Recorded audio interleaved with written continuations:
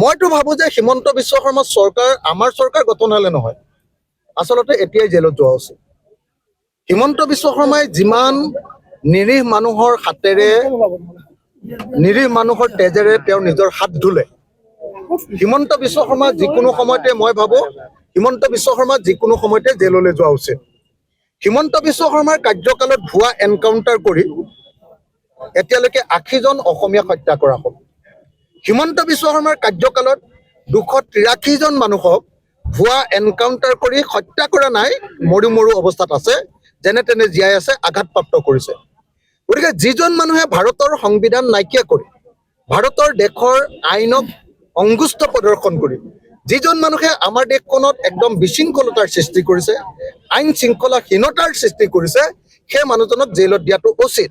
সেইকাৰণে মই স্পষ্টভাৱে আপোনালোকক ক'ব খোজো, যদি এইবাৰ বিৰোধী দলসমূহে চৰকাৰ গঠন কৰে আৰু বিৰোধী দলত যদি আমি ৰাইজৰ দল থাকোঁ, তেতিয়াহ'লে বিৰোধী দলে চৰকাৰ গঠন কৰাৰ ২৪ ঘণ্টাৰ ভিতৰত হিমন্ত বিশ্ব শৰ্মা আৰু তেওঁৰ যিবিলাক পুলিচ বাহিনী যিবিলাকে এনকাউণ্টাৰ কৰিছিলে, ভুৱা এনকাউণ্টাৰ কৰি মানুহক হত্যা কৰিলে, তেওঁলোকৰ বিৰুদ্ধে ২৪ ঘণ্টাৰ ভিতৰত এজাহাৰ দিয়া হ'ব আৰু হিমন্ত বিশ্ব শৰ্মাক ৭ দিনৰ ভিতৰত গ্ৰেপ্তাৰ কৰাৰ ব্যৱস্থা গ্ৰহণ কৰা হ'ব।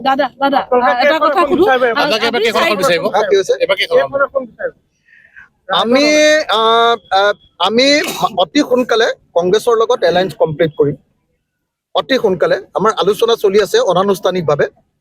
আমি ইতিমধ্যে এখন তালিকা দি দিছো, কিন্তু মই কেইজনীয়া তালিকা সেইটো এতিয়া ক'ব নোৱাৰিম, কাৰণ এইটো আপোনালোকে সকলোৱে জানে। তো আমি ঢিং বিচাৰিছো আৰু ঢিংটো আমাৰ কাৰণে আনকম্প্ৰমাইজিং চিট। আমি ঢিংটো পাবই লাগিব বুলি কৈছো। আমি স্পষ্টকে কৈছো যে ঢিংটো আমাক লাগিবই। তো মই নাজানো, এইটোতো বুজাবুজি হ'ব লাগিব। তেওঁলোকৰো কেণ্ডিডেট থাকিব, আমাৰো কেণ্ডিডেট থাকিব।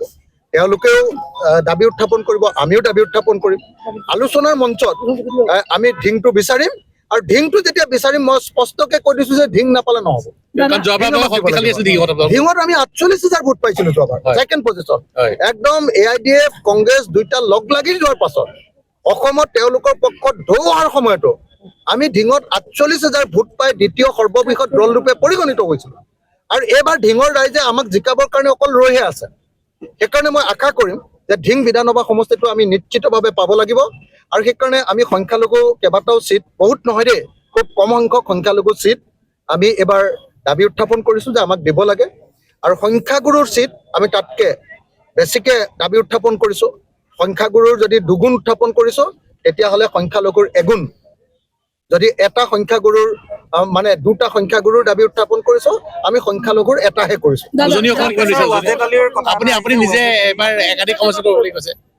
মানে মই এটা সংখ্যাটো কৈ দিব নোৱাৰো হে। আপোনালোকক ক'ব পাৰিলে ভাল পালোহেঁতেন, নগাঁৱৰ সাংবাদিকসকল মোৰ বহুত বন্ধু, মই আপোনালোকক ক'ব পাৰিলে সঁচাকৈ ভাল পালোহেঁতেন। কিন্তু মই এইটো কোৱাটো হেৰিয়াৰ বাহিৰত, ইউনাইটেড ফ্ৰণ্টৰ বাহিৰত, এইটো ঐক্যমঞ্চৰ বাহিৰত, নীতিৰ বাহিৰত। সেইকাৰণে মই সংখ্যাটো নকওঁ, কিন্তু মই আপোনালোকক এটা কথা কৈ গৈছো যে আপোনালোকৰ নগাঁৱৰ ঢিংটো আমি ল'মেই ল'ম। কিন্তু দাদা শিৱসাগৰৰ বাহিৰত আপুনি বেলেগতো খেলিব বুলি আপুনি কৈছে এবাৰ। নাই, মই অখিল গগৈ হিচাপে অকল শিৱসাগৰতে খেলিম। আৰু মই শিৱসাগৰলৈ হিমন্ত বিশ্ব শৰ্মাক সদায় প্ৰত্যাহ্বান জনাই আছো যে মোৰ লগত যুদ্ধ কৰিবৰ কাৰণে হিমন্ত বিশ্ব শৰ্মা। আগতে চৰ্চা চলিছে মৰিয়নিতো আপুনি খেলিব। নাই, মই আপোনালোকক এটা কথা কৈ দিওঁ যে মই শিৱসাগৰত খেলিম, আৰু শিৱসাগৰত মোৰ লগত যুদ্ধ দিবৰ কাৰণে মই হিমন্ত বিশ্ব শৰ্মাক মাতিছো। হিমন্ত বিশ্ব শৰ্মাই যে ইমান কৈ থাকে, নিজকে বিৰাট হিৰো দেখাই থাকে, বহুত জনপ্ৰিয় মানুহ বুলি কৈ থাকে, তেওঁক কোনেও হৰুৱাব নোৱাৰে, অপৰাজেয় বুলি কৈ থাকে। যদি তেওঁ ইমান দম আছে, উজনি অসমলৈ আহক আৰু উজনি অসমৰ শিৱসাগৰ সমষ্টিত মোৰ লগত তেওঁ প্ৰতিদ্বন্দ্বিতা কৰক। আৰু যদি হিমন্ত বিশ্ব শৰ্মাই মোক যদি কয় বোলে নহয় শিৱসাগৰত নেখেলো, এইটোতো পুৰণা সমষ্টি, হয়তো জিকিবি এনেকে বুলি যদি কয়, তেতিয়াহ'লে মই ক'ম যে তেতিয়াহ'লে মৰিয়নিতে আহক। মৰিয়নিতে খেলো, নতুন সমষ্টি। মৰিয়নিত পাৰে যদি চাওঁ, মই হিমন্ত বিশ্ব শৰ্মাক চেলেঞ্জ কৰিছোঁ। আপোনালোকক ক'লো নহয়, মই প্ৰত্যাহ্বান জনাইছোঁ হিমন্ত বিশ্ব শৰ্মাক। আপুনি যে নিজকে ইমান ডাঙৰ হিৰোগিৰি বুলি ভাবি থাকে, ইমান ডাঙৰ হিৰো বুলি যে জহাই থাকে, আপুনি যে অপৰাজেয় বুলি ভাবে, আপুনি যে আপোনাক কোনেও হৰুৱাব নোৱাৰে বুলি ভাবে, মই আপোনাক চেলেঞ্জ কৰিছোঁ, আপুনি শিৱসাগৰলৈ আহক অথবা মৰিয়নিলৈ আহক, উজনি অসমলৈ আহক। আপোনাক মই যদি থিয় হৰুৱাব নোৱাৰো, তেতিয়াহ'লে মোৰ নামো অখিল গগৈ নহয়। দাদা আপুনি কংগ্ৰেছৰ লগত এলায়েন্সৰ কথা কৈছে, কিন্তু আজি 4 দিন এতিয়া আমাৰ কংগ্ৰেছ দলৰ লগত আসন বুজাবুজিৰ আলোচনা চলি আছে হয় আৰু আমি ৰূপহীহাট সমষ্টিটোত কংগ্ৰেছে নিৰ্বাচন খেলিব নে ৰাইজৰ দলে নিৰ্বাচন খেলিব এই সম্পৰ্কে এতিয়ালৈকে সিদ্ধান্ত ল'ব পৰা নাই হয় অচিৰে যিহেতু আমাৰ ভিতৰত বুজাবুজি সম্পন্ন হ'ব আসনৰ বুজাবুজি কমপ্লিট হৈ যাব গতিকে আমি অচিৰে আমাৰ এই ৰূপহীহাট সমষ্টিটোত জুৰিয়াত মানে ৰূপহীহাট সমষ্টিটোত মানে কংগ্ৰেছ দলে নিৰ্বাচন খেলিব নে ৰাইজৰ দলে নিৰ্বাচন খেলিব সেই সিদ্ধান্ত গ্ৰহণ কৰিম কিন্তু মই এটা কথা সকলোকে ক'ব পাৰোঁ যে ইয়াতে আমিনুল ইছলাম যে ৰূপহীহাটলৈ আহিছে আপোনালোক সকলোৱে ৰূপহীহাটৰ পৰা আমিনুল ইছলামক বিদায় দি দিয়ক কাৰণ যদি সঁচাকে বিজেপিৰ চৰকাৰ হৰুৱাব লাগে বিজেপি হ'ল হিন্দু সাম্প্ৰদায়িক দল আৰু AIDF হ'ল মুছলমান সাম্প্ৰদায়িক দল যদি মুছলমান মানুহে মুছলমান সাম্প্ৰদায়িক দল AIDFক ভোট দিয়ে তেতিয়াহ'লে হিন্দু মানুহে হিন্দু সাম্প্ৰদায়িক দল বিজেপিক ভোট দিব সেইকাৰণে মই আপোনালোকক বাৰম্বাৰ অনুৰোধ কৰিছোঁ সমগ্ৰ সংখ্যালঘু ৰাইজৰ প্ৰতি মই হাতযোৰ কৰি অনুৰোধ কৰিছোঁ যে আপোনালোকে AIDF দলটো সম্পূৰ্ণৰূপে এৰি দিয়ক আৰু AIDF দলটো এবাৰ মই ভাবোঁ যে এবাৰ 2026 চনৰ বিধানসভা নিৰ্বাচনত তেওঁলোক জিৰ' হৈ যাব সম্পূৰ্ণৰূপে জিৰ' হৈ যাব যদি কিবা কাৰণত এখন আসন পায় ক'ৰবাত তেতিয়াহ'লে একদম মনত ৰাখিব যে আমাৰ বিৰোধী দলবিলাকৰ প্ৰাৰ্থী নিৰ্বাচনত ভুল হ'লেহে কেৱল তেওঁলোকে এখন আসন পাব পাৰে সেইকাৰণে মইতো বাৰম্বাৰ কৈ আছোঁ যিমান পাৰি সোনকালে অসমৰ ৰাইজে সংখ্যালঘু ৰাইজে AIDF আৰু বদৰুদ্দিন আজমলক বিদায় দিয়ে সিমানেই অসমৰ হিন্দু ৰাইজে অসমৰ সংখ্যাগৰিষ্ঠ ৰাইজে বিজেপি দলক বিদায় দিব আমাক হিন্দু ধৰ্মৰ দলো নালাগে আমাক মুছলমান ধৰ্মৰ দলো নালাগে আমাক আমিনুল ইছলামো নালাগে আমাক হিমন্ত বিশ্ব শৰ্মাকো নালাগে আমাক বদৰুদ্দিন আজমলকো নালাগে আমাক আপোনাৰ কি শইকীয়া এজন আপোনাৰ দিলীপ শইকীয়াকো নালাগে মুঠতে আমি অত্যন্ত খাটাংকে আপোনালোকক কৈ দিব খুজিছোঁ যে আমি অসমত ধৰ্ম নিৰপেক্ষ শান্তিপূৰ্ণ গণতান্ত্ৰিক আৰু কামৰ চৰকাৰ বিচাৰোঁ আৰু সেইকাৰণে মই স্পষ্টভাৱে আপোনালোকক জনাই দিছোঁ যে ৰূপহীহাটত কোনো মানুহে আমিনুল ইছলামক ভোট দিয়া উচিত কিন্তু আমিনুল ইছলামে বাৰে বাৰে ৰাইজক কৈছে যে তেওঁ ইয়াৰ মুছলমান ৰাইজৰ কাৰণে জেললৈ গৈছে গতিকে এবাৰ ৰাইজে তেওঁক ভোট দিব লাগে জয় কৰাব লাগে মানে আচল সত্যটো হ'ল যে অসমৰ মুছলমান সমাজখন বিপদত পৰিছে আমিনুল ইছলামহঁতৰ নিচিনা সাম্প্ৰদায়িক মানুহবিলাকৰ কাৰণে AIDFৰ কাৰণে অসমৰ মুছলমান সমাজ বিজেপিৰ দ্বাৰা ইমানকে নিৰ্যাতিত হৈছে গতিকে AIDFে কোনো মুছলমানক ৰক্ষণাবেক্ষণ দিব পৰা নাই AIDFে কোনো মুছলমানক সহায় কৰিবলৈ গৈ জেলত যোৱা নাই AIDFে তেওঁলোকে বিজেপিক সহায় কৰিবৰ কাৰণে আমিনুল ইছলামক সুধিব লাগে যে তেওঁ যোৱাবাৰ ৰাজ্যসভাৰ নিৰ্বাচনত বিজেপিক ভোট দিছিলে নে আমাৰ বিৰোধী দলবিলাকক ভোট দিছিলে আমিনুল ইছলামক সুধিব লাগে তেওঁ প্ৰশ্ন সুধিব লাগে যে তেওঁ ৰাষ্ট্ৰপতি নিৰ্বাচনত কাক ভোট দিছিলে হিন্দু সাম্প্ৰদায়িক দল বিজেপিক ভোট দিছিলে নে তেওঁ আমাৰ ধৰ্মনিৰপেক্ষ দলক ভোট দিছিলে তো আমিনুল ইছলাম যিজন মানুহে মুছলমান মানুহৰ কাৰণে জেললৈ যোৱা বুলি কৈছে মইতো সদায় তেওঁক দেখিছোঁ যে তেওঁ সদায় সাম্প্ৰদায়িক কথা বিধানসভাত কয় তেওঁ মুছলমানৰ কথা কৈ দিয়াৰ লগে লগে হিমন্তই হিন্দুৰ কথা ক'বলৈ আৰম্ভ কৰে আৰু এই খেলটো কৰি হিন্দু মুছলমানৰ খেলটো কৰি আমাৰ দুখীয়া মানুহবিলাকক হিন্দু আৰু মুছলমান সকলো মানুহক বিপদত পেলাইছে বস্তুৰ দাম বঢ়াইছে ব্যৱসায় বৰবাদ কৰি দিছে গোটেই দেশখনৰ সম্পদ সম্পূৰ্ণৰূপে পুঁজিপতিৰ হাতত কৰ্পৰেটৰ হাতত আদানী আম্বানীৰ হাতত দি দিছে আৰু অসমৰ জনতা ভাৰতৰ জনতাক সম্পূৰ্ণৰূপে বিপদলৈ ঠেলি দিছে আপুনি কেইদিনমান আগতে চাওক আজি আপোনালোকে ভুল কৰে সংবাদ মাধ্যমবিলাকে আমাৰ বিৰোধীকেইটা কেনে খুচি থাকে আজি বিজেপিয়ে AGPক অকল নটা চিট দিম বুলি কৈছে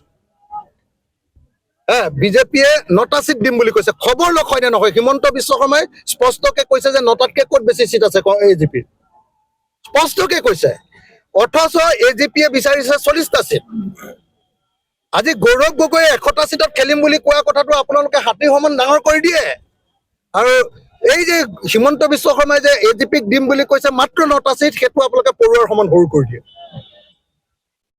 তাৰমানে আমাৰ বিৰোধীকেইটাৰ মাজত কাজিয়া লগাবলৈ খোজায় আৰু হিমন্ত বিশ্ব শৰ্মা হাতক আপোনালোকে ৱাক কভাৰ দিব খোজে মই একদম স্পষ্টকে আপোনালোকক কৈ দিছোঁ যে এইবাৰ আপোনালোকে দেখিবলৈ পাব যে হিমন্ত বিশ্ব শৰ্মা আৰু অতুল বৰাৰ মাজত কাজিয়া লাগিব অকল AGPক মাত্ৰ 9খন আসন দিব খুজিছে বিজেপিয়ে আৰু AGPয়ে কোনো পধ্যে নামানে আনহাতে আকৌ BPF-এ 15খনৰ ভিতৰত BTAD 15খনতে খেলিম বুলি কৈছে, UPPL-ক এখনো এৰি নিদিওঁ বুলি কৈছে, BJP-ক এখনো এৰি নিদিওঁ বুলি কৈছে। সিহঁতৰ ভিতৰত কৌৰৱৰ ভিতৰতে নিজৰ কাজিয়া হ'ব এতিয়া। আমি পাণ্ডৱে চাইহে আছো। আমি পাণ্ডৱে চাই ৰৈ আছো, কৌৰৱৰ ভিতৰত কাজিয়া লাগোতে হৰ এৰিমেই আৰু। এইবাৰ আপোনালোকে নিশ্চিন্ত হৈ থাকিব, এইবাৰ BJP-ক হৰুৱাম, এইবাৰ BJP মিত্ৰজোঁটক হৰুৱাম, আৰু এইবাৰ আকৌ সুশাসন প্ৰতিষ্ঠা কৰিম, ভয়মুক্ত অসম প্ৰতিষ্ঠা কৰিম, আকৌ অসমত ডেভেলপমেণ্টৰ অসম প্ৰতিষ্ঠা কৰিম, হিন্দু মুছলমানৰ ৰাজনীতি বাদ দি উন্নয়নৰ ৰাজনীতিত আকৌ আগবাঢ়ি যাম। Thank you. ৰাইজৰ মাজত এটা ভাষণ দিছিলে য'ত আপুনি কৈছিলে যে এই সংখ্যালঘু উচ্ছেদৰ সময়ত অকল অখিল গগৈহে আহিছে, গৌৰৱ গগৈ অহা নাই। এই বক্তব্যই আপোনালোকৰ এলায়েন্সৰ মাজত কিবা অসুবিধাৰ সৃষ্টি হ'ব পাৰে? তাৰমানে যেতিয়া মই সংখ্যালঘু এলেকালৈ যাম, সংখ্যালঘু এলেকাত BJP নাই। তাত আমাৰ কম্পিটিশ্যনটো হ'ল ৰাইজৰ দল আৰু কংগ্ৰেছৰ। তাত অলপ কংগ্ৰেছৰ বিৰুদ্ধে দুখাৰেখা কমে। যেতিয়া সংখ্যালঘু এলেকাত কংগ্ৰেছে মিটিং কৰিব, তেতিয়া ৰাইজৰ দলৰ বিৰুদ্ধেও দুখাৰেখা ক'ব। সংখ্যাগুৰু এলেকাত আমি কংগ্ৰেছক গালি নাপাৰোঁ নহয়। সংখ্যাগুৰু এলেকাত BJP আছে, তাত আমাৰ পুৰা BJPৰ বিৰুদ্ধে শত্ৰুতা। আৰু য'ত সংখ্যালঘু এলেকা আছে তাত BJP নাই, জিৰ'। য'ত BJP নাই তাত আমাৰ ককাই ভাইৰ মাজত এটা কম্পিটিশ্যন আছে, কংগ্ৰেছ আৰু আমাৰ মাজত কম্পিটিশ্যন আছে। গতিকে কংগ্ৰেছেও এবাৰ মোক খুট পাই দিয়ে, ময়ো এবাৰ খুট পাই দিওঁ, সেইটো আমাৰ থাকিব। সেইটো আপোনালোকে ইমান বেয়া পাব নালাগে। তাৰমানে কংগ্ৰেছৰ বিৰুদ্ধে ৰাইজৰ দলে প্ৰচাৰটো নকৰি বৰং কংগ্ৰেছৰ হৈ ৰাইজৰ দলে প্ৰচাৰ কৰিব। আৰু আপোনালোকে মনত ৰাখক যে এইবাৰ কংগ্ৰেছ দলৰ আটাইতকৈ ডাঙৰ ষ্টাৰ কেম্পেইনাৰ মই অখিল গগৈ হ'ম। আজি সংখ্যালঘু এলেকাত যদি ক'ৰবাত এজন সংখ্যালঘু মানুহে কংগ্ৰেছক বেয়াও পাইছে, সেই সংখ্যালঘু মানুহক বুজাই বঢ়াই আৰু উজনি অসমৰ সংখ্যাগুৰু এলেকাত য'ত কংগ্ৰেছৰ স্থিতি দুৰ্বল হৈ আছে, সেই সংখ্যাগুৰু এলেকাবিলাকত, আমাৰ খিলঞ্জীয়া ভূমিপুত্ৰ জনজাতি এলেকাবিলাকত কংগ্ৰেছৰ হৈ ষ্টাৰ কেম্পেইনাৰটো মই হ'ম। কংগ্ৰেছৰ মেইন এম্বেচাডৰ কি বুলি ক'ব আপোনাৰ, ব্ৰেণ্ড এম্বেচাডৰ কংগ্ৰেছৰ 2026 চনৰ নিৰ্বাচনৰ ব্ৰেণ্ড এম্বেচাডৰ অখিল গগৈ হ'ব। আপোনালোকে কংগ্ৰেছৰ বিৰুদ্ধে মোক ওচৰত কথা কৈ লাভ নাই। কংগ্ৰেছ আৰু ৰাইজৰ দল একেলগে খেলিম। কংগ্ৰেছৰ এইবাৰ মই ব্ৰেণ্ড এম্বেচাডৰ, আৰু এইবাৰ মই কিন্তু কংগ্ৰেছ নহয়, ব্ৰেণ্ড এম্বেচাডৰহে। মোক ভাড়া কৰি নিব লাগিব। আপোনালোকে বুজিছে নাই? মই কংগ্ৰেছৰ ব্ৰেণ্ড এম্বেচাডৰ, মই কংগ্ৰেছী নহয়। কিন্তু কংগ্ৰেছক এইবাৰ জিকাম, কংগ্ৰেছ আৰু ৰাইজৰ দলে মিলি এবাৰ চৰকাৰ কৰিম, আৰু হিমন্তক 7 দিনৰ ভিতৰত জেলত দিম। আৰু এটা কথা, কংগ্ৰেছৰ মানে আচলতে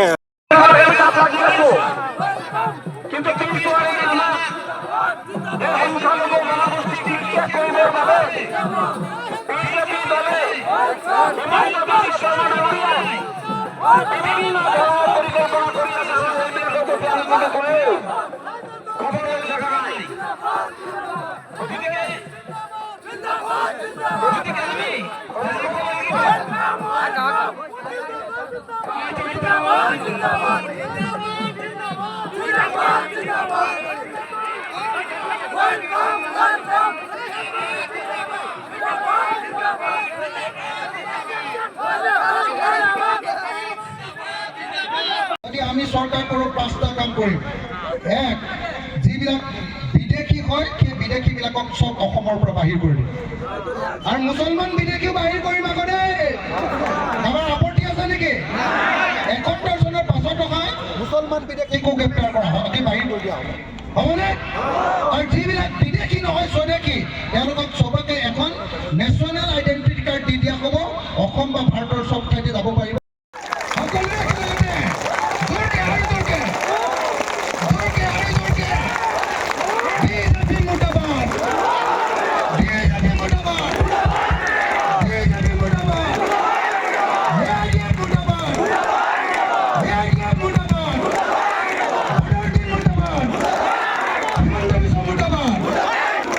অকমান 2 মিনিট আকৌ বহিলে কথা পাতো। কেলে কঠিয়া মই 2টাকে মুদ্ৰা বেয়া হ'ব। চবেই কোৱা নাই, যদি ভাল হয় একেলগতে হাত তালি এটা দিয়ক। হাত তালি এটা দিয়ক ভালকে, আৰু জোৰকে। জোৰেই নাই।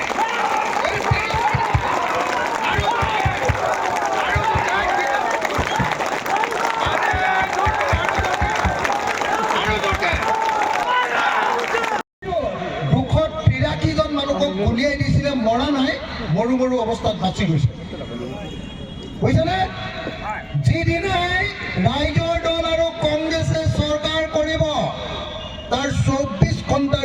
হিমন্তৰ বিৰুদ্ধে কেছ ৰুজু কৰা হ'ব। হিমন্ত আৰু হিমন্তৰ যিবিলাক পুলিচে অনাহকতে মানুহক গুলিয়াই হত্যা কৰিছিলে 80জন মানুহক, আৰু 283জন মানুহক গুলিয়াই জীৱনৰ কাৰণে খুনীয়া কৰি পেলালে, আৰু যিমানবিলাক মানুহক এনেই ফেচবুকত কবিতা লিখাৰ কাৰণে জেল দিছিলে, সিহঁতৰ সকলোকে এবাৰ ময়ো জেলখন দেখুৱাই আনিব খোজোঁ।